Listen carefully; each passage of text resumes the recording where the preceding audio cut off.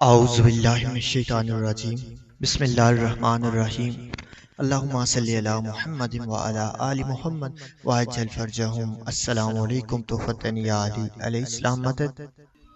ضرب لگی مرتضیٰ کو تو دین زخمی ایمان زخمی، خون تر میں ہوئی ہے مسجد نماز زخمی آذان زخمی۔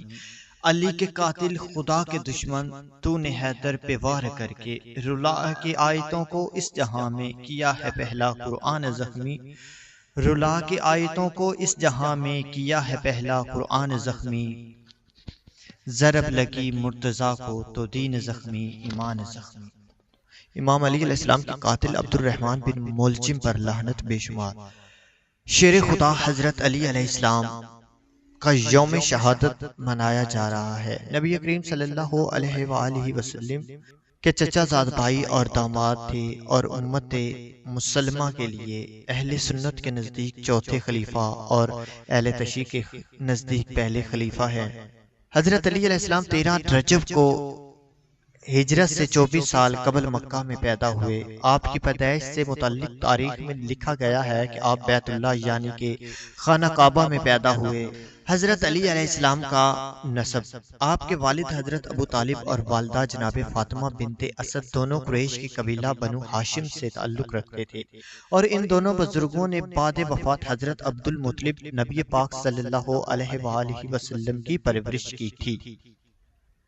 حضرت علی علیہ السلام رسول اللہ صلی اللہ علیہ وآلہ وسلم کے چچا زاد بھائی ہیں۔ بچپن میں نبی پاک صلی اللہ علیہ وآلہ وسلم کے ساتھ پلے پڑے۔ نبی پاک صلی اللہ علیہ وآلہ وسلم نے آپ کی پرورش کی۔ نبی پاک صلی اللہ علیہ وآلہ وسلم کی انگلی پکڑ کر چلنا سیکھا۔ حضرت علی علیہ السلام کے متعلق نبی پاک صلی اللہ علیہ وآلہ وسلم کی چند مشہور حدیثیں۔ نبی کریم صلی اللہ علیہ وآلہ وسلم نے فرمایا، علی مجھ سے ہیں اور میں علی سے ہوں۔ نبی پاک صلی اللہ علیہ وآلہ وسلم نے فرمایا، علی میری اصل ہے۔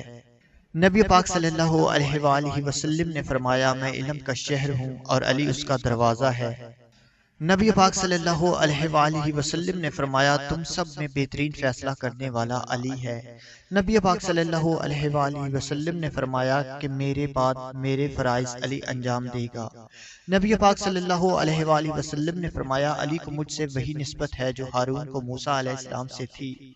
نبی پاک صلی اللہ علیہ وآلہ وسلم نے فرمایا، علی مجھ سے وہ تعلق رکھتے ہیں جو روح کو جسم سے ہے یا سر کو بدن سے ہے۔ نبی پاک صلی اللہ علیہ وآلہ وسلم نے فرمایا، علی خدا اور خدا کے رسول سے محبت کرتا ہے اور خدا اور خدا کا رسول علی علیہ السلام سے محبت کرتا ہے۔ رسول پاک صلی اللہ علیہ وآلہ وسلم نے فرمایا، جس کا میں مولا اس کا علی مولا۔ رسول پاک صلی اللہ علیہ وآلہ وسلم نے فرمایا، یا اللہ اس کو دوست رکھ جو علی کو دوست رکھے اور اس کو دشمن رکھ جو علی کو دشمن رکھے۔ نبی پاک صلی اللہ علیہ وآلہ وسلم نے فرمایا، علی کے دوست کو دوست رکھ چاہے وہ تمہارے باپ کا قاتل کیوں نہ ہو، اور علی کے دشمن کو دشمن رکھ چاہے وہ تمہارا باپ ہی کیوں نہ ہو۔ امام علی علیہ السلام 19 رمضان سن 40 ہجری فجر کے وقت مسجد کوفہ میں سجدے کی حالت میں ابن ملجم مرودی کی تلوار سے زخمی ہوئے۔ امام علی علیہ السلام کو ابن ملجم نے قطامہ نامی خارجی عورت کی مدد سے مسجد کوفہ میں قتل کیا۔ قاتمہ کو پانے کے لیے مولا علی علیہ السلام کو ضرب لگائی۔ امام علی علیہ السلام کو 19 رمضان سن 40 ہجری مسجد کوفہ میں نماز فجر کے وقت سجدے کی حالت میں ابن ملجم نے زہر سے بھیجی ہوئی تلوار سے وار کیا۔ امام علی علیہ السلام 21 رمضان میں شہید ہوئے اور مخفی طور پر دفن کیے گئے۔ آپ کا ضربت خانہ ان حالات میں پیش آیا جب جنگ نہروان کے بعد امام علیہ السلام نے عراق میں ایک بار پھر شام کے خلاف جنگ کرنے کے لیے لشکر تشکیل دینے کی کوشش کی، لیکن تھوڑے سے لوگوں نے ساتھ دیا۔ امیر المومنین کے بیٹوں امام حسن، امام حسین علیہ السلام اور محمد بن حنفیہ نے اپنے چچا زاد بھائی عبداللہ بن جعفر کے تعاون سے رات کے وقت آپ کو غرین موجود نجف کے مقام پر سپرد خاک کیا۔